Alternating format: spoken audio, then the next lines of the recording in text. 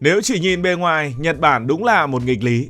Một xã hội mà chuyện ấy xuất hiện dày đặc trong các sản phẩm giải trí, từ phim ảnh, game, truyện tranh cho đến những khu phố đèn đỏ hoạt động công khai và có tổ chức. Nhưng cũng chính xã hội đó lại đang vật lộn với khủng hoảng sinh sản nghiêm trọng, nơi số trẻ em sinh ra mỗi năm liên tục lập đáy mới, còn dân số thì già đi nhanh hơn bất kỳ quốc gia phát triển nào khác. Thực ra đây không hẳn là một nghịch lý, nó là kết quả của cách người Nhật nhìn về chuyện ấy, hôn nhân và trách nhiệm làm cha mẹ trong xã hội hiện nay. Điểm mấu chốt nằm ở chỗ, người Nhật đã tách chuyện ấy ra khỏi sinh con từ rất lâu. Với họ, chuyện ấy không còn mặc định là bước mở đầu của gia đình, mà trở thành một nhu cầu cá nhân, một hình thức giải trí, thậm chí là một dịch vụ tiêu dùng, giống như cách chúng ta đi xem phim, đi nhậu hay là đi spa. Còn sinh con thì được xếp vào một phạm trù hoàn toàn khác. Đó là một câu chuyện xã hội dài hạn, nặng nề và đầy rủi ro. Chính sự tách bạch này khiến hai xu hướng tưởng như cùng tồn tại lại trở thành đối lập nhau. Trong đời sống thường nhật, xã hội Nhật cực kỳ kỷ luật. Con người bị buộc phải kiểm soát cảm xúc của mình, giữ khoảng cách, tuân thủ vai trò của mình. Trên tàu điện, nơi làm việc, ngoài đường phố, mọi hành vi đều phải gọn gàng, đúng mực, không gây phiền hà cho người khác, chứ không giống như những bộ phim bạn hay xem đâu. Sự kiểm soát ấy kéo dài ngày này qua tháng khác, năm này qua năm khác, tạo ra một ảnh hưởng rất lớn và khiến cảm xúc bị dồn nén. Hãy nói về chuyện ấy của người Nhật Bản. Chuyện ấy được người Nhật đưa vào giải trí. Hoạt hình, game, phim ảnh và những ngành công nghiệp liên quan đến chuyện ấy trở thành một nơi hoàn hảo để người ta có được sự riêng tư, có được sự kiểm soát và không làm xáo trộn trật tự xã hội. Ở đó người ta được phép tưởng tượng, được phép ham muốn, được phép sống ở một phiên bản khác của chính mình, rồi khi bước ra ngoài lại quay về với vai trò của một người công dân mẫu mực. Chuyện ấy, trong bối cảnh ấy, trở thành một sản phẩm văn hóa và dịch vụ tiêu dùng cực kỳ phù hợp với xã hội Nhật Bản. Nó giải quyết được nhu cầu cá nhân mà không làm những nề nếp bị ảnh hưởng. Trước hết hãy nhìn vào quy mô. Ngành công nghiệp giải trí người lớn Nhật Bản được ước tính có giá trị vào khoảng 2 đến 3 nghìn tỷ yên mỗi năm, tương ứng từ 15 cho đến 20 tỷ đô la Mỹ tùy các thống kê và ước tính. Con số này lớn hơn GDP của không ít những quốc gia nhỏ, nói đâu xa như một số quốc gia hàng xóm của Việt Nam. Riêng mảng nội dung số, phim, video, game, truyện tranh chiếm phần lớn áp đảo, cho thấy nhu cầu tiêu dùng riêng tư chứ không phải là tiếp xúc trực tiếp giữa nam và nữ. Thực ra thì cái sự thoáng với chuyện ấy của Nhật Bản không phải là câu chuyện của xã hội hiện đại, mà là một dòng chảy ăn sâu từ rất sớm trong lịch sử Nhật Bản. Nếu hiểu điều này, bạn sẽ thấy vì sao người Nhật ngày nay có thể biến chuyện ấy trở thành ngành giải trí mà không coi nó là suy đồi đạo đức, và cũng vì sao không gắn chặt với nghĩa vụ sinh con như ở nhiều nơi khác. Ngay từ thời cổ và trung đại, Nhật Bản đã nhìn chuyện ấy khác căn bản so với các nền văn minh chịu ảnh hưởng của Nho giáo hay là Kitô giáo. Trong thần đạo, tôn giáo bản địa của Nhật Bản, chuyện ấy không bị xem là tội lỗi. Ngược lại, nó gắn với sinh sôi, phồn thực, gắn với sự vận hành thiên nhiên của vạn vật.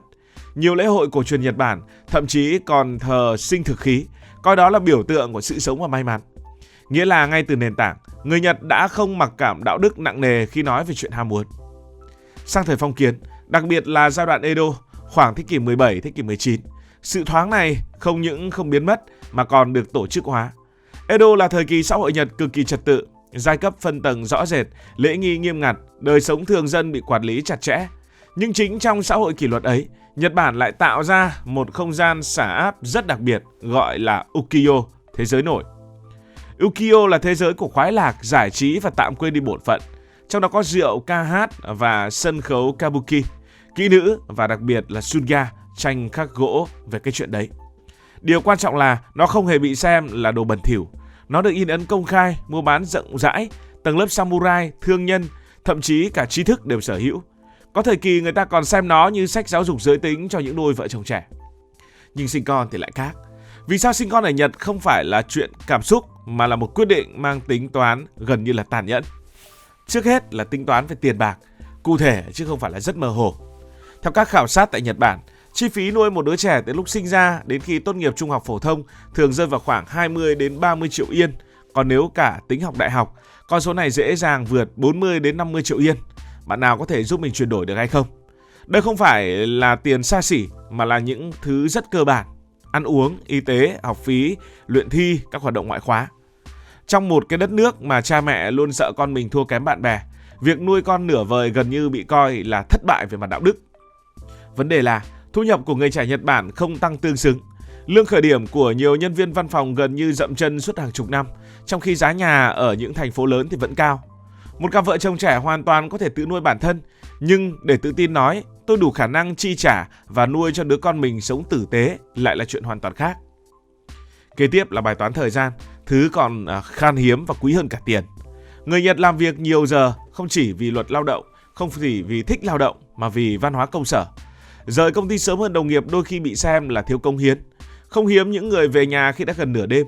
Đến cuối tuần thì họ mệt nhoài rồi, cơ thể cũng mệt, tinh thần cũng mệt, ở trạng thái kiệt quệ, chỉ muốn ngủ bù hoặc ở một mình cho nó yên. Trong cái hoàn cảnh như vậy, việc duy trì một mối quan hệ tình cảm bền vững là một thứ quá khó. Nuôi dạy một đứa trẻ suốt 20 năm lại giống một bài toán không có lời giải. Người Nhật rất sợ việc sinh con rồi không có mặt cho con. Với họ, làm bố mẹ không chỉ là sinh ra mà phải là hiện diện, đồng hành, chịu trách nhiệm đầy đủ. Khi cảm thấy mình không có đủ thời gian thì tốt nhất họ chọn một cách khác, đó là không sinh.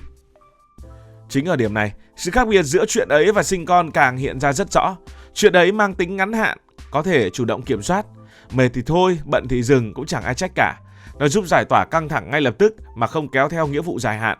Trong một xã hội áp lực cao, đó là lựa chọn ít rủi ro hơn rất nhiều. Sinh con thì ngược lại, một khi đã sinh chẳng còn được lui, không còn có cái nút tạm dừng ở đây, không có tùy chọn là hay là cứ để sau đi. Trách nhiệm là có thật. Và điều đáng sợ nhất là ánh mắt phán xét của xã hội. Nhật Bản là xã hội cực kỳ khắt khe với những bậc cha mẹ coi là không đủ tốt. Ví dụ cha mẹ khiến cho con học kém, hay là con cư xử không đúng mực, con hư, con làm phiền người khác, tất cả đều bị quy vào lỗi của cha mẹ. Nỗi sợ ấy bị đánh giá đến mức khiến nhiều người thà không sinh con, còn hơn sinh một đứa con mà không làm trọn bổn phận của mình. Đó là với gia đình nói chung, còn với phụ nữ Nhật Bản nói riêng thì áp lực này còn tăng lên gấp đôi. Dù xã hội Nhật Bản bây giờ đã tiến bộ rất nhiều, thực tế cho thấy sau khi sinh con, phụ nữ vẫn là người gánh phần lớn việc chăm sóc con cái và việc nhà. Nhiều người phải tạm nghỉ việc, chuyển sang làm bán thời gian, hoặc có những người chấp nhận từ bỏ cơ hội thăng tiến, chẳng đi làm nữa. Trong một thị trường lao động cạnh tranh, việc rời cái guồng quay lao động ấy vài năm có thể đồng nghĩa với việc không bao giờ quay trở lại được vị trí cũ của mình. Vì thế, với những người phụ nữ đã quen sống độc lập, có thu nhập ổn định và tự do cá nhân, sinh con không còn được nhìn như thiên chức lãng mạn, là một quyết định có thể thay đổi hoàn toàn cuộc đời theo hướng họ không chắc là tích cực. Trong khi đó, cái ngành giải trí liên quan đến chuyện kia lại không đòi hỏi bất kỳ sự đánh đổi nào như vậy. Nó tồn tại như một cái thế giới song song, nơi con người được thỏa mãn nhu cầu sinh lý và cảm xúc mà không phải hy sinh sự nghiệp, cũng chẳng phải hy sinh thời gian và cũng càng không phải hy sinh tự do cá nhân. Chính sự không ràng buộc ấy khiến nó trở nên phù hợp với đời sống Nhật Bản hiện đại hơn là hôn nhân và sinh sản. Nhà nước Nhật, tất nhiên họ hiểu rất rõ khủng hoảng sinh con và đã tung ra nhiều chính sách trợ cấp, nào là tiền sinh nở đến hỗ trợ nuôi con. Nhưng mà tiền chỉ giải quyết được một phần rất nhỏ. Nó không thể kéo dài ngày làm việc, không thể giảm áp lực công sở, cũng không thể thay đổi ngay kỳ vọng xã hội về việc làm cha mẹ phải hoàn hảo. Khi mà xã hội vẫn khiến việc sinh con trở thành một gánh nặng tinh thần nhiều hơn là niềm vui, thì trợ cấp tiền bạc chỉ có tác dụng hạn chế mà thôi. Vì vậy chúng ta mới thấy, người Nhật họ rất thoáng chuyện ấy, có những ngành công nghiệp giải trí rất lớn về chuyện ấy, nhưng vẫn rất lười sinh con. Chúng ta phải hiểu rằng, xã hội của họ đã khiến sinh con trở thành một trong những quyết định rủi ro nhất đời người. Một bên là giải trí, nơi cảm xúc rất an toàn, có kiểm soát, chẳng mất gì. Một bên là gia đình, nơi trách nhiệm được đặt lên mức tối đa, sai một ly là đi cả đời. Người Nhật không ghét trẻ con, ngược lại họ quá nghiêm túc, quá yêu với vai trò cha mẹ. Chính sự nghiêm túc ấy trong một xã hội áp lực và ít dung thứ cho sai lầm đã khiến nhiều người chọn cách an toàn nhất cho bản thân, đó là không sinh con từ đầu. Một sự thật nghe đến đau lòng. Cảm ơn vì đã quan tâm theo dõi câu chuyện này. Nếu cảm thấy thú vị, bạn có thể nhấn nút đăng ký kênh, bật chuông thông báo và chia sẻ. Còn bây giờ thì xin được nói lời chào tạm biệt.